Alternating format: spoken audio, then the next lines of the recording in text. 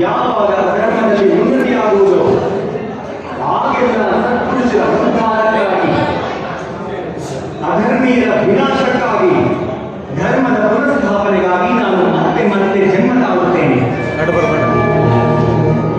ಇದು ಪ್ರತಿ ಯುಗದಲ್ಲೂ ಆಗುತ್ತಲಿದೆ.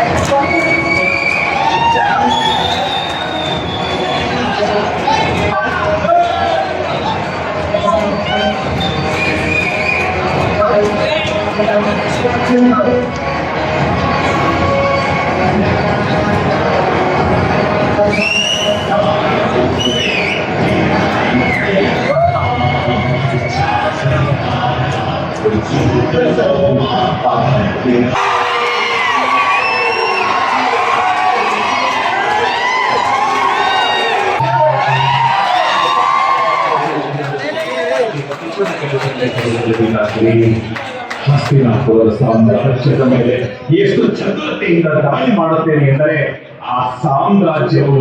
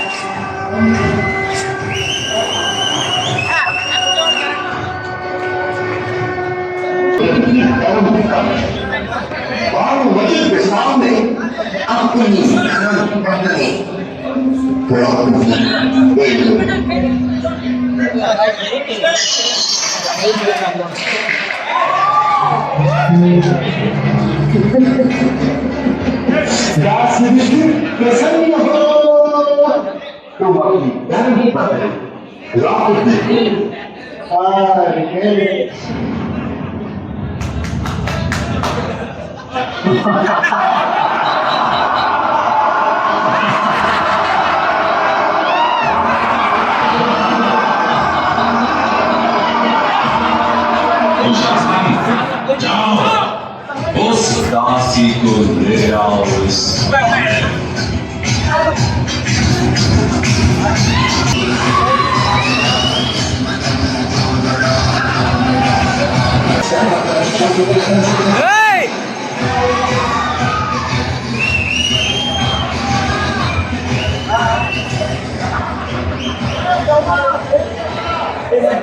Looks like जिस प्रकार इसने इंद्रप्रस्थ की सभा में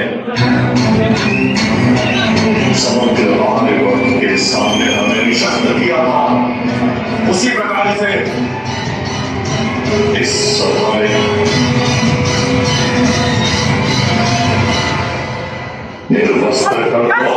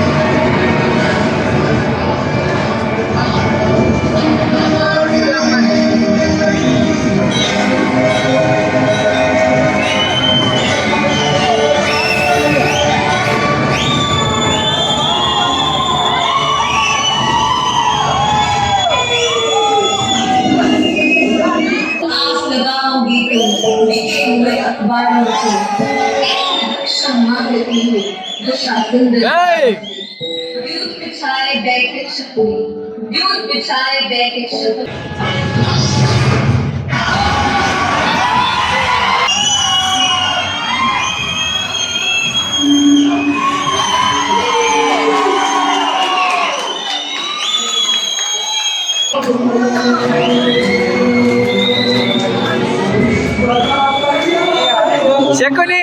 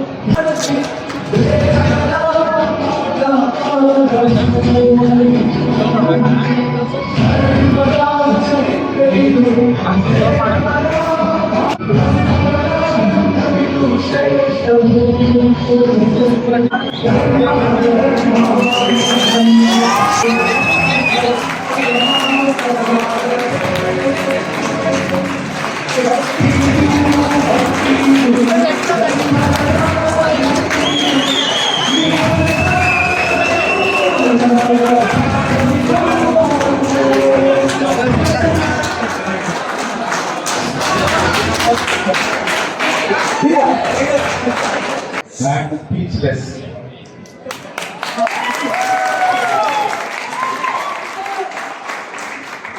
ಎಲ್ಲರೂ ನನಗಿಂತ ನೀನಿಗಿಂತ ನನಗಿಂತ ಬಹಳ ಪಾತ್ರಕ್ಕೆ ಕೊಟ್ಟಿದ್ದೀರ. ನಾನು ನೋಡ್ತಾ ನಿಮ್ಮನ್ನ ಏನು ವಿಜುವಲೈಸ್ ಮಾಡಿಕೊಂಡೆ ಅಂದರೆ, ದಯವಿಟ್ಟು ಈ ತಂಡದವರು ನಮ್ಮ ಕೋರ್ಟ್ಗೆ ಬಂದು ಇದೇ ಪ್ರದರ್ಶನ ಮುಗಿಸ್ಕೊಡ್ತೇನೆ.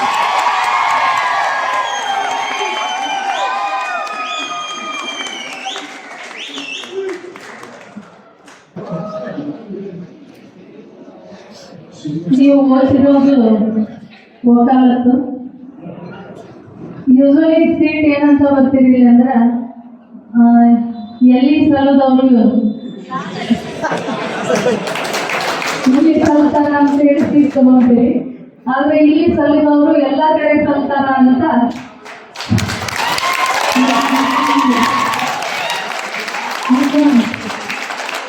ಎಲ್ಲ ಪ್ರದರ್ಶನಗಳನ್ನ ನೋಡಿದ್ರೆ ಡೆಫಿನೆಟ್ಲಿ ಮಾತೇ ಆಗಿಲ್ಲ. ಇಲ್ಲಿ ಸಲ್ಲದವರು ಎಲ್ಲ ಕಡೆ ಸಲ್ತಾರ ಅಂತ ಅದೊಂದು ನಾಟಕ ಇರಲಿ, ಈ ಥರ ಯಾವುದೇ ಕ್ಷೇತ್ರ ಇರಲಿ, ನೀವೆಲ್ಲ ಕಡೆ ಸಲ್ಲುವಂಥವ್ರು ಅಂತ ಹೇಳಿ ನಾನೆರಡು ಮಾತುಗಳನ್ನು ಮುಗಿಸ್ತೀನಿ. ದಯವಿಟ್ಟು ತಿಳಿಸಿದರು ನಿಮ್ಮ ಪರ್ಮಿಷನ್ ಇಂದ ಮಾತಾಡ್ತಾ ಇದ್ದೀವಿ. ಯಾಕಂದ್ರೆ ಕನ್ನಡ ಶಿಕ್ಷಕರು ಗೊತ್ತಿಲ್ಲ. ವೇದಿಕೆ ಮೇಲೆ ಯಾರು ಮಾತಾಡ್ಬಿಟ್ಟು ನಾವು ಸಣ್ಣ ಕಲಿತ್ಕೊಡ್ತಾರೆ. ಒಂದೆರಡು ಮಾತಾಡ್ಬೇಕು ಅನಿಸ್ತು. ಯಾಕಂದ್ರೆ ನಾನು ಕೂಡ ಒಬ್ಬ ನಾಟಕಕಾರ. ಸುಮಾರು 150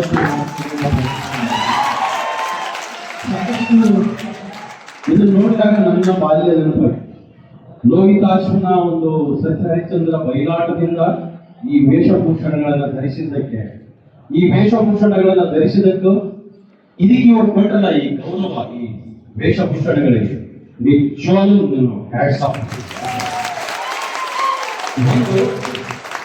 ಎರಡೇ ಮಾತು ಏನಂತಂದ್ರೆ, ಈ ವೇಷಭೂಷಣಗಳನ್ನ ಧರಿಸಿ ಇಲ್ಲಿ ನಿಮ್ಗೆ ಬೇರೆ ಕಾನೂನು ಮಾತ್ರ ಅಭ್ಯಾಸ ಮಾಡೋದಲ್ಲ, ಕಲೆನೂ ಕೂಡ ಇಲ್ಲಿ ಐತಿ ಅಂತ ಹೇಳಿ ನಾವು ಪ್ರಾಚಾರ್ಯ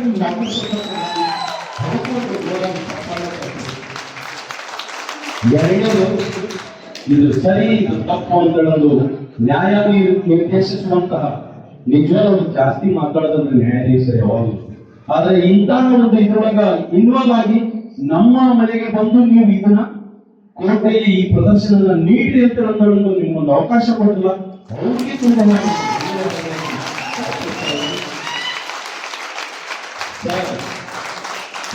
ಹೇಳ್ತಾ ಇದ್ದೀನಿ.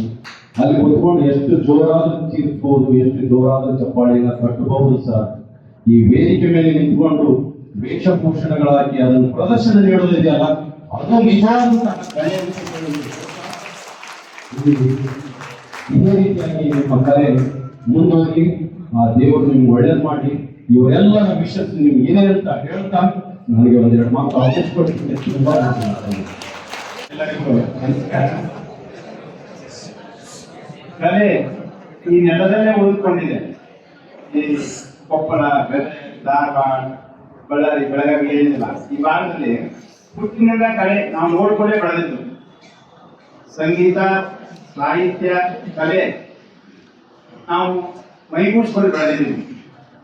ಏನಾಗ್ತದೆ, ಮಾಧ್ಯಮ ಬೆಳೆದ ಬೆಳಕ ನಾಟಕ ನಿಂತು ಹೋಯ್ತು, ಸಿನಿಮಾ ಬಂತು, ಟಿವಿ ಬಂದ ನಂತರ ಸಿನಿಮಾ ನಿಂತು, ಮೊಬೈಲ್ ಬಂದ ಟಿವಿ ನಿಂತು. ಕಾಲ ಬದಲಾಗ್ತಾ ಇದೆ. ಅಂತ ಒಂದು ಜಮಾನದೊಳಗೆ ಆ ಮೂಲ ಕಲೆಯನ್ನ ಉಳಿಸಿಕೊಂಡು ಆ ಪೋಷಾಕವನ್ನು ತೊಟ್ಟು ತಾವೆಲ್ಲ ವಿದ್ಯಾರ್ಥಿ ಮತ್ತು ವಿದ್ಯಾರ್ಥಿನಿಯರು ಬಹಳ ಸೊಗಸಾಗಿ ಆ ಮಹಾಭಾರತ ಪ್ರಸಂಗಗಳನ್ನ ಪ್ರದರ್ಶನ ಮಾಡಿದ್ರಿ. ಅಲ್ಲಿ ನಡೀತಕ್ಕಂಥ ಏನ್ ನಡೆದಿತ್ತು ಅಂತಕ್ಕಂಥ ಕಡಿಮೆ ಅವಧಿಯಲ್ಲಿ ಸಂಪೂರ್ಣ ಮಹಾಭಾರತದಲ್ಲಿ ಬರ್ತಕ್ಕಂಥ ವಿಷಯಗಳನ್ನು ಹೇಳಿ ಪ್ರಯತ್ನ ಮಾಡಿದ್ರಿ. ತಮ್ಮ ಕಲೆಗೆ ಇದೇ ತರ ಮುಂದುವರಿಲಿ. ಅದ ನಾವು ಕಲೆ ಕಲಾಕಾರ ಯಾತ್ರೆ ಅವ್ರನ್ನೆಲ್ಲ ತಾವೆಲ್ಲ ಚಪ್ಪಾಳೆ ಪ್ರೋತ್ಸಾಹಿಸಿದ್ರಿ. ತಮ್ಮ ಓದುವುದರ ಜೊತೆಗೆ ನಮ್ಮಲ್ಲಿ ಅಂತರ್ಗತವಾಗಿ ಬೆಳೆದಂತಹ ಇಂಥ ಕಲೆಗಳು ಕೂಡ ಈ ಭೂಮಿಯಲ್ಲಿ ಉಳಿಲಿ. ಆ ದಿಶೆಯಲ್ಲಿ ನಮ್ಮ ಶಿಕ್ಷಕರು ತುಂಬಾ ಪ್ರೇರಣಾ ಶಕ್ತಿಯಾಗಿ ನಿಂತಿದ್ದಾರೆ. ಮುಂದುವರಿಲಿ ಅಂತ ಹೇಳ್ತಾ ಮಾತಾಡಲಿಕ್ಕೆ ಅವಕಾಶ ಕೊಟ್ಟು ತಮಗೆ ಧನ್ಯವಾದ. ನಮ್ಮ ಹಿರಿಯರಾದಂತಹ ಚೊಟ್ಟಿಮಠ್ ಸರ್ ಅವರು ಕೂಡ ಒಂದೆರಡು ಮಾತುಗಳನ್ನು ಹೇಳೋದಕ್ಕೆ ಅವಕಾಶ ಮಾಡಿದ್ದಾರೆ. ಎಲ್ಲರಿಗೂ ಗೊತ್ತು, ನಾನಂತೂ ಆದರೆ ಸಂದರ್ಭಕ್ಕೆ ಎಷ್ಟು ಬೇಕೋ ಅಷ್ಟೇ ಎರಡು ಮಾತನ್ನ ಹೇಳೋದಕ್ಕೆ ಇಷ್ಟಪಡ್ತಾರೆ. ಕಲೆ ಅನ್ನೋದು ನಾವೆಲ್ಲರೂ ನೋಡಿದ ಹಾಗೆ ಹುಟ್ಟಿನಿಂದ ಬೆಳೆದಂತ ಈ ನಾಟಲ್ಲಿ, ಈ ಕೊಪ್ಪಳದಲ್ಲಿ ಬಯಲಾಟಗಳು ನೀವು ನೋಡಿದ್ರೆ ಬಯಲಾಟಗಳು ರಾತ್ರಿ ಎಷ್ಟೊತ್ತಾದರೂ ಅದು ಬೆಳಗ ಮುಂಚೆ ಮುಗಿಗೆ ನಾಟಕಗಳು ಇದು ಎಲ್ಲ ಕಡೆ ನಮ್ಮ ಉತ್ತರ ಕರ್ನಾಟಕದಲ್ಲಿ ಬಹಳ ವಿಶಾಲವಾಗಿ ಬೆಳೆದಿರ್ತಕ್ಕಂಥ. ಆ ಕಡೆ ನಾವು ನೋಡಿದ್ರೆ ಅಲ್ಲಿ ಕಡೆನೇ ಬೇರೆ ಏನದು ದಕ್ಷಿಣ ಕನ್ನಡದಲ್ಲಿ ಯಕ್ಷಗಾನಗಳು ಆ ಕಡೆ ಎಲ್ಲ ಇದಾವೆ. ಅವುಗಳೆಲ್ಲವೂ ನೋಡಿದ್ರೆ ಮೈಗೂಡಿಸ್ಕೊಂಡು ಬರ್ತಕ್ಕಂಥ ವಿಷಯಗಳು ಬಹಳ ಮನಸ್ಸಾರೆ ಅವನ್ನ ನೋಡ್ಬೇಕು, ಕಲಿಯಬೇಕು, ನೋಡ್ಬೇಕು ಅನ್ನೋ ಹುಮ್ಮಸ್ಸೆ ಬರ್ತದೆ. ಆದ್ರೆ ಅದನ್ನ ಮಾಡಿದವ್ರಿಗೆ ಗೊತ್ತು ಅದು ಎಷ್ಟೆಲ್ಲ ಹೆಂಗೆ ಕಷ್ಟ ಇತ್ತು. ಬಣ್ಣ ಹಚ್ಕೊಂಡು ಮಾಡೋದು ಅಂದ್ರೆ ಹಣ ಪ್ರದರ್ಶನ ಮಾಡೋದು ಅಂದ್ರೆ ಸಾಮಾನ್ಯ ಆ ವಿದ್ಯೆ ಬರ್ಬೇಕಂತ ಅವ್ರಿಗೆ ಗೊತ್ತು. ಅದನ್ನ ಸರ್ ಹೇಳಿದಂಗೆ ನಾವು ನಿಂತು ಚಪ್ಪಾಳೆ ತಡ್ತೀವಲ್ಲ, ಆ ಪ್ರೋತ್ಸಾಹ ಅವ್ರಿಗೆ ಬೇಕು. ಆ ಪ್ರೋತ್ಸಾಹ ಬಹಳ ಮುಖ್ಯ. ಅದ್ರ ಮುಂಚೆ ಉತ್ತೇಜನ ಕೊಟ್ಟರೆ ಮಾತ್ರ ಬೆಳೀತಾ ಹೋಗುತ್ತೆ.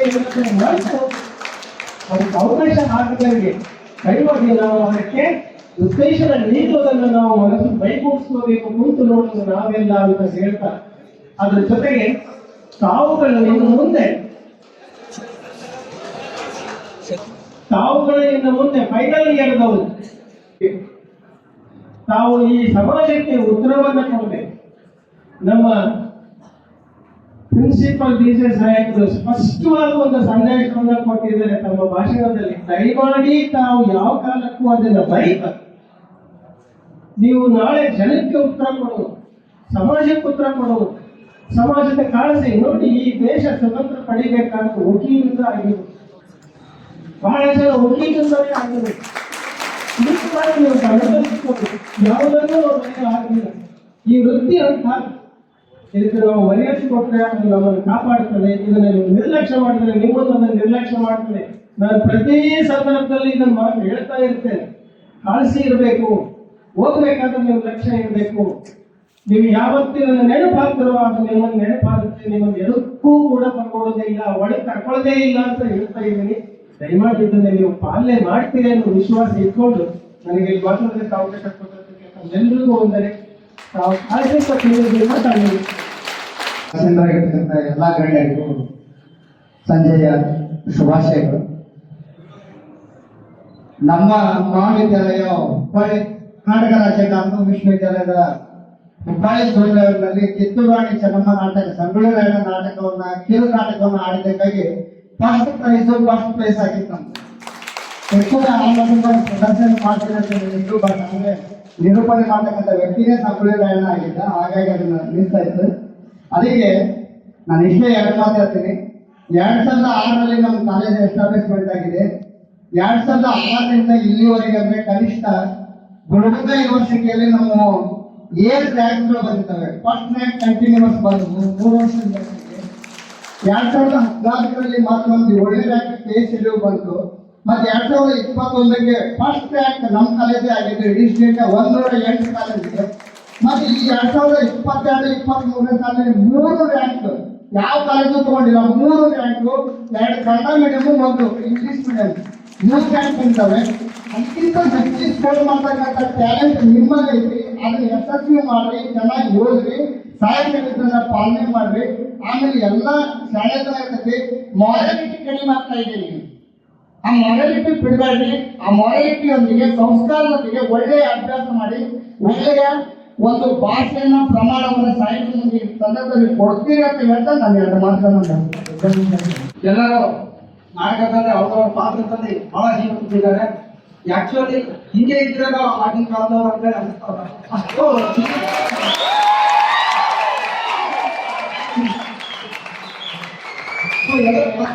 ಅಮೋಘ. ಸೊ ಇನ್ನೊಂದು ಏನಂತಂದ್ರೆ, ಕಾನೂನು ದೃಷ್ಟಿಯಲ್ಲಿ ನೋಡೋದಾದ್ರೆ ಯಾವುದೇ ಕಾಲದಲ್ಲಿ ಕೂಡ ಈ ಒಂದು ಮಹಾಭಾರತದಲ್ಲಿ ತಿಳ್ಕೊಳ್ಳೋದು ಏನಂತಂದ್ರೆ, ಒಂದು ಹೆಣ್ಣಿಗೆ ಅವಮಾನ ಆದ್ರೆ, ಒಂದು ಹೆಣ್ಣಿಗೆ ಅತ್ಯಾಚಾರ ಆದ್ರೆ ಅದು ಕಾರಣರಾಗಿರ್ತಕ್ಕಂಥ ಎಲ್ಲರೂ ಕೂಡ ನಾಶ ಆಗ್ತಾರೆ. ಬರೀ ಅಂತ್ಯ ಆಗಲಿಕ್ಕೆ ಬೇಕು. ಸೊ ಯಾವುದೇ ಕಾರಣದಲ್ಲೂ ಕೂಡ ಹೆಣ್ಮಕ್ಳಿಗೆ ಮರ್ಯಾದೆ ಕೊಡಬೇಕಾಗ್ತದೆ. ಸೊ ಆ ರೀತಿ ನಾವು ನೀವು ವಕೀಲರಾಗಿದ್ದವರು ಆ ವಿಷಯನ ನೀವು ಪ್ರಯತ್ನ ಮಾಡೋಣ ಅಂತ ಹೇಳಿ